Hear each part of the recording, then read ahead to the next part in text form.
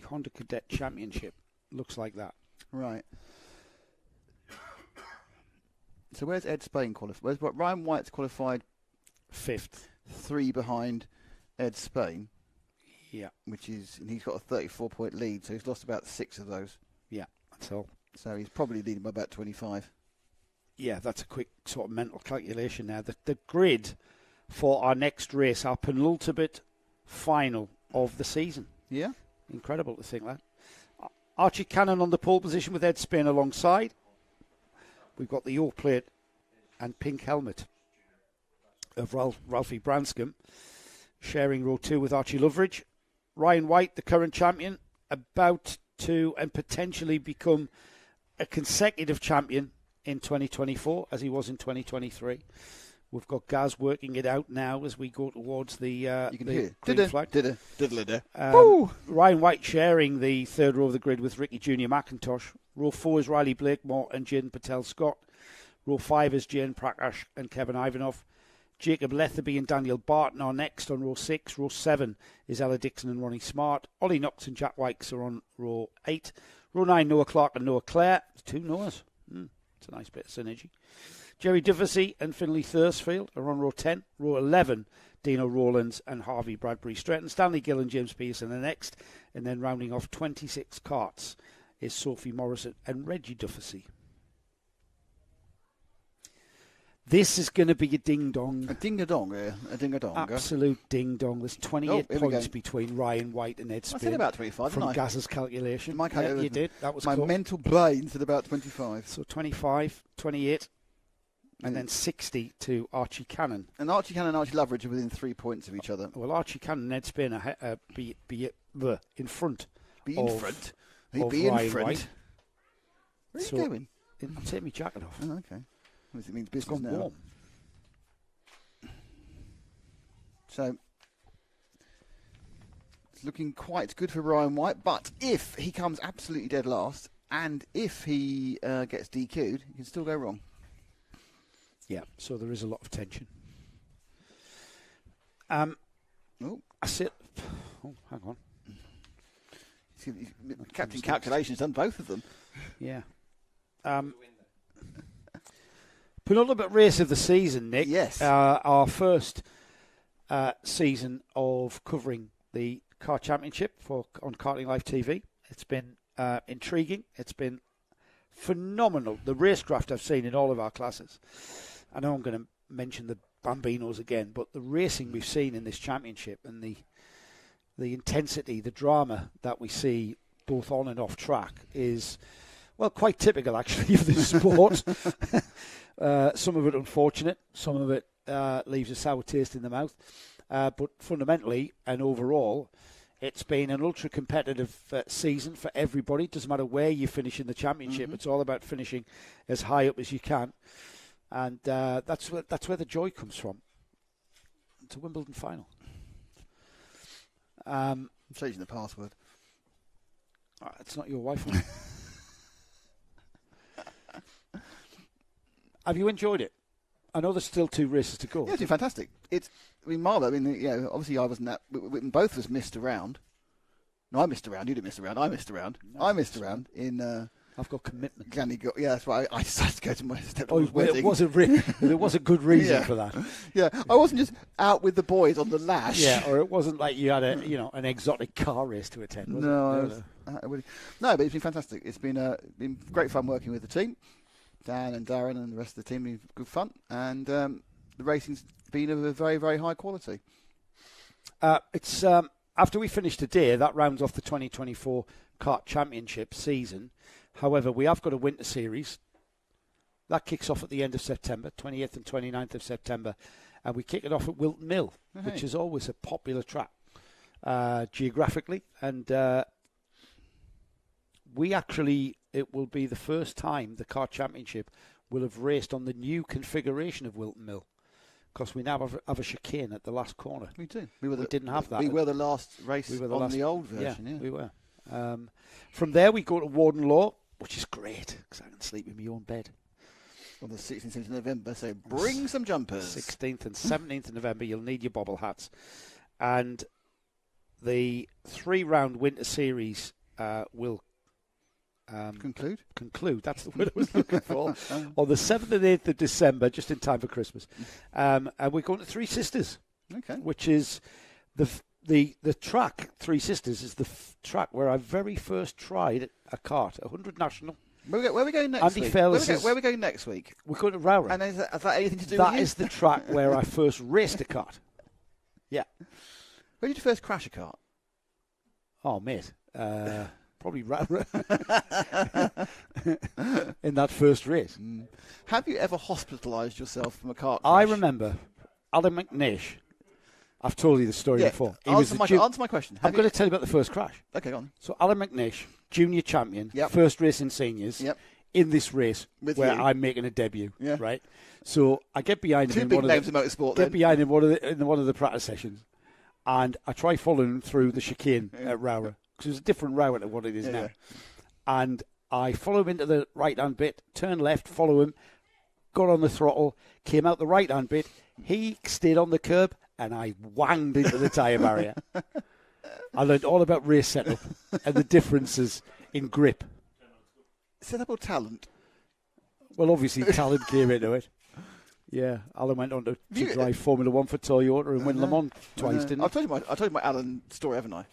I asked McNish one time, did he remember his debut in seniors? And he said no. He's done a lot of racing, in fairness. Yeah, my Alan McNish career story is when I started doing Formula 1 at 1997. He was at the nadir of his career and everything was going wrong for me. He had nothing. And so he was doing spotting, and I was doing pit lane work. So we shared a room, which is interesting. I knew him as, I genuinely thought he was some bloke who used to be good and his career was over. But strangely for me, given how attacked this, Is this before his career in the American Le Mans series and now works Audi driver? No, because it was before. It was during that year he hooked up he got a Porsche drive, and then it just went vroom from there. And suddenly he was this is the bit where he'd lost all the test driving. He'd had the accident at Donington. Yeah. It was just nothing. So that was 97. Yeah. 2002. I'm still working in the pit lane at F1. And he's driving in F1. So I go up to him and I said, 5 years ago you were doing this, and I was doing it. He said, where's it all gone wrong for you? And didn't you have a story where you had him ironing his underpants? He irons underpants. Yeah, he said Jackie Stewart told him to do it. Irons his underpants. We shared this room with another guy called Ian, who unfortunately isn't with us anymore, who was another pit lane guy. And so it was like a twin, and we gave him the individual room because he was a racing driver. And we wandered in a bit, and Alan was going out, and he was in there going, ironing his underpants, and we're just going, why? Yeah, we were in Australia for 5 days. Why are you ironing? Why didn't you just bring 5 pairs of iron underpants? It's like a. But so we obviously tried to take the mickey out of him, but he was like, I don't know, he's a fellow Scottish genius, Jackie Stewart, told him that's what to do. So, what can you do, really? But yeah, so after that, so Alan and I crossed paths again. Me always asking the questions, him always answering them. Incredible. I might try ironing my underpants. Do you think that'd be the difference between success and failure? That's a bit late now for success, isn't it? Because you're such a massive success as it is. Well, I'm just a bit. Who late. else is commentating on the Kart Championship? What's this delay for, by the way? It's about to end, but there's quite a long delay for some reason. 1 minute, is it, Tony?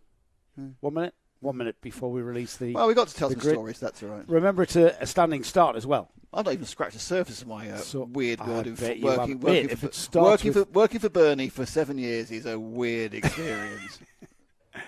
That's it. When Bernie, I was on the grid, and we were doing the interviews. And Bernie comes up to me. I thought, oh, okay, this is quite good. Here, do you work for me? Because I was there. Yeah. I went, yes. He goes, well, get off the grid then. And by the way, between get off and the grid, there was another word. All right. Why did he want you off the grid? He wanted everyone off the grid. I don't know. Was it your job to interview people on the grid? Yeah, I mean, it was towards the end. It was the last couple of minutes. I was hanging out. So were you like Martin Brundle of F1 TV? We could. Yeah, I used to do grid interviews. We couldn't do grid walks. That wouldn't work because everything was in translation. You see, because the stuff we did was translated into French, German, Spanish, Italian. So we were told we had to do very short interviews, and secondly, obviously, we couldn't do bang, bang, bang, bang. We had to do bang, wait. Nick, bang, I would love to continue this conversation, but we have people at home falling asleep I literally go bang, wait on Sunday afternoon. Well, why shouldn't they? we've got our Honda Cadets making their way around. The Honda Cadet 200 are making their way around, and it's Archie Cannon and Ned Spain who are leading the field round there. What a beautiful sight that is. That's a typical airfield circuit there. Been racing here since 1959 around the hangars to start with. You were what, a 10-year-old? That is so offensive and rude. They will line up on the grid in front of us for a standing start, which is one of my favourites. The only thing I've got against cadet cars, because I think they're fantastic, they do sound like lawnmowers, though. Well, yeah, I mean... Whenever I hear him going past, I think, Honda. Whenever I hear him going past, I'm thinking, I'll be in trouble when I get home. I haven't done the lawn. Honda engine started life as a generator, didn't it? I tell you what... It's a very highly tuned generator. It's been honed and tuned in its current state. Yes, if you start that new lawnmower, you'd be going down the stripes at 90 miles an hour. Whoa! Yeah, you'd be... just having them coming onto the grid now, their parents and helpers making their way down to their slots. Archie Cannon on the pole, Ed Spain lining up alongside, then behind them, Ralphie Branscombe on the O-plate, just getting a last-minute hug of good luck from Dad. Archie Loveridge alongside, Ryan White with his dad Paul, just making his way off the grid now. And the clear grid horn has sounded. So, it's all about a championship with a 28-point lead. Ryan White goes into this final with Ed Spain second in the championship, ahead of him on the grid. And then Archie Cannon 60 points behind him, also ahead on the pole position. With the lights about to go red, we've got the 5-second board. The revs rise, the lights go holding them out. That was a long hold from Dan Ashton. And slewing across to the right-hand side has gone Ed Spain. But it's Archie Cannon who will lead into the first chicane. Yeah, not a great start from Spain. But, the long hold, you kind of desperately try not to jump the start, and then you just don't get the launch you want. But second place, not too bad. And you can see that Ralph Branscombe in that bright pink helmet is in third. They sweep up towards the chicane for the first time. Into the second chicane then. Archie Cannon from the pole position. Ed Spain in second, Ralphie Branscombe in third. It's Ryan White, and then that's fourth. Ryan White in fourth. He's already made a move on Archie Loveridge. They stay in that position through Ashton's hairpin, and then on down towards the arena section in the left, then the right, and then it's accelerating through the next right-hander. And then Ryan White had Archie Loveridge alongside him there, but they've sorted themselves out through Beavers and heading down across the line to complete one lap. Yeah, a bit of a kerfuffle at the back, but actually most people staying in position. They've kind of settled down after a lap. They're in a long train. A little bit of gap between 5th and 6th, but the top 5 certainly together at the moment. 5th place is Archie Loveridge. Don't forget the Archies are both battling very closely for 3rd overall in the championship. Ryan White, who is the champion-elect, currently in 4th. They're just falling off. I don't think White's had the ultimate pace this weekend. I think it's just one of those days set up not quite right, wherever it may be. Well, there was one of the heats where we saw him just making his way gradually through the field. First superheat. Yeah, was it? And he just ended up sort of, second. And he had lead for 3 corners as well. Yeah, I thought so. But another point, then the next heat, he just fell off the back of everyone. Well, both fell off. I mean, like a tenth of a second. I know what you mean. Yeah, fell away from them. But he's been the class of the field over the season, so it goes to show that you've got this. He's got the backup, he's got the speed, he's got the kart. But sometimes you just aren't at home with a particular combination of circumstances, track design. As they change the lead there, Spain comes through. Spain into the lead, into the hook, and the top 3 or the leading 3 become the leading 5 once again. As Ed Spain leads into and out of the second chicane. Archie Cannon slots in behind. Doesn't panic too much. Still a lot of race to go. We're inside of 8 minutes now remaining. As they come out of Ashton's, head towards the arena. Branscombe in that pink helmet. Easy to see him in 3rd place. And then in 4th, that's Ryan White, Archie Loveridge latching onto them. A 5-kart train now beginning to pull away from the rest of the field. Yeah, coming into the first chicane again. No one really looking to do anything particular at the moment. It's interesting how they really do just do this kind of settling down sometimes, don't they? When they know they've got several minutes, It's a bit of a case, really, where I think, well, yeah, you can lead and I'll be second. But if you're not breaking away, I don't need to do anything at the moment, because the advantage they are doing is putting a gap between this first section of karts and the next block, which is currently out now to 1.7 seconds. That's 4. And you see they're already moving into clumps, aren't they? Yeah, as long as you're in the leading clump, that's great. Apart from the fact that now, contrary to what I said, Ed Spain's breaking away and Ryan White has seen it, he's not having it. So Ryan White now has worked out that Spain's getting away, and therefore he needs to start trying to get nearer and trying to push forward with this group. Yeah, Ryan White ahead of Ralphie Branscombe. The group behind this group of 5 is being led by Ricky Junior McIntosh. And we'll keep an eye and see if McIntosh is closing the gap. The gap is just under 2 seconds. And Kevin Ivanov is... Actually, it's Ivanov who's got ahead of Ricky Junior McIntosh. Ivanov and Riley Blakemore only just under 2 seconds. Ricky Junior McIntosh falling to 8th. As Branscombe loses another position, it looked like. Or was that a back mark? I just looked up there, Nick. And so Branscombe's down to 5th. Yeah, is that Branscombe? Yeah, but pink helmet's Branscombe in 5th, yeah. That's Ivanov. What's Ivanov doing there? Yeah, Ivanov. We've moved back. We've moved back. Group. Yeah. Oh, you're talking about. Apparently, you're in trouble for talking about it. Okay. Nah, you see. Yeah, Paul's done what he's been listening to you, and then confused you. Yes, he did completely. The 2 pink helmets. That is Branscombe though. Branscombe dropping down the order. Yeah. No, he's not. He's in. So he's in 9th. Oh, so he dropped down to confuse you. Yeah, he did. That did confuse me. Anyway, back with the leaders. Yeah, that's easy to confuse. I was looking down the timing screen. I looked up and saw Branscombe, and he was surrounded by people he hadn't been surrounded by. We have to learn. You can never look at the timing screen at karting events. You can go to an endurance race and nothing changes for half an hour on the timing screen. This thing, you've got like 3 corners at most. Unbelievable. So Spain leading. Let's hope we don't say that again, eh? Let's make that the last time we say that today. Yeah. Spain in the lead by just under 7/10. Okay, we'll not say that again. From Ryan White, Archie Cannon, Archie Loveridge, Kevin Ivanov, Riley Blakemore, Ricky Junior McIntosh and Jaden Patel Scott in amongst that lot as well. So second and third is where the action is, with White and Cannon, gapped about 0.2 of a second. So White is moving forward.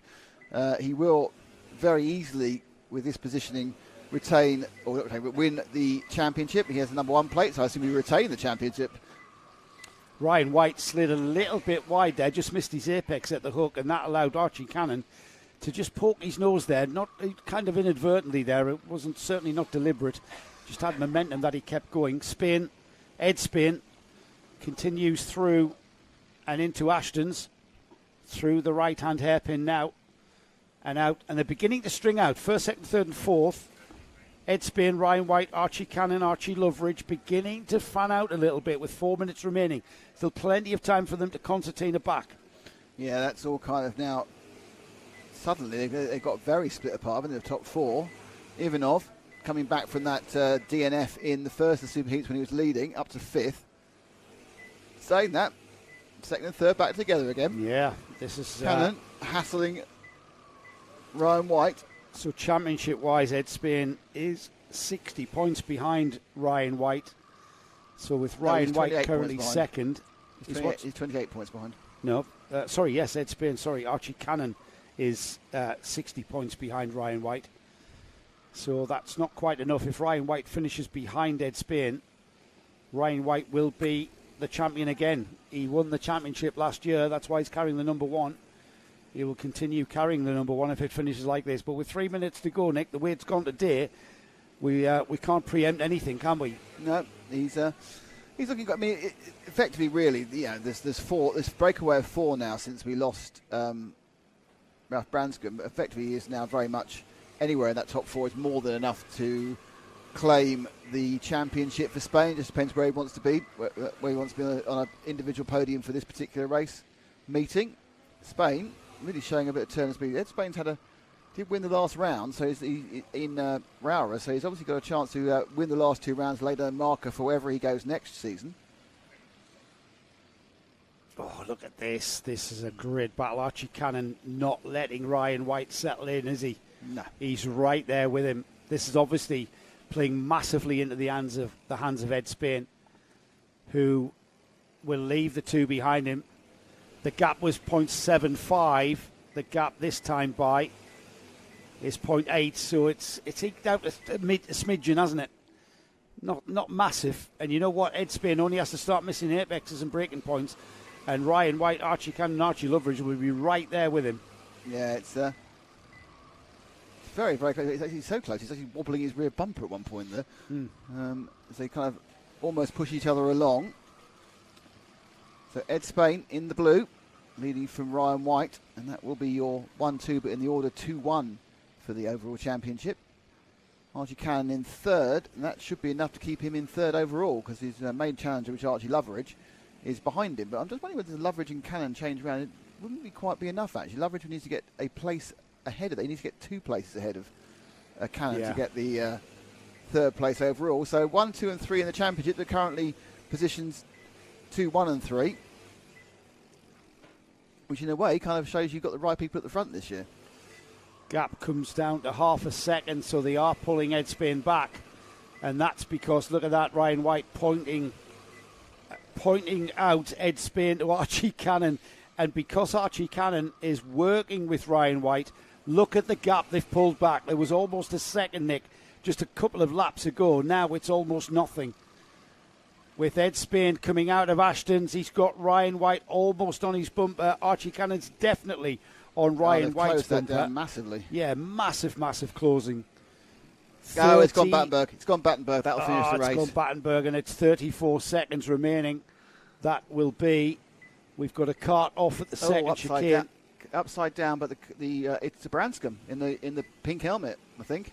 So that, I think, Nick, that's going to finish with a checkered flag. Yeah. You check a flag next time round. Branscombe's out of the cart. I think he's slightly hurt his arm, so that's unfortunate. Hopefully it's nothing serious. Ed Spain slows the pack down out of the hook. They will slow the field down. They'll all gather up line astern. They've got one more racing lap after this in Battenberg formation, so that will mean that the race will finish like that, and that will mean that Ryan White is a consecutive champion. Yeah, theoretically, they should do another one after this. Yes, that's right. But are they going to checker it one early? Because I don't know. The lad is sitting on the barrier. It's his last lap. Okay, the lad's sitting on the barrier. I think he's all right. He's on his feet. Yeah.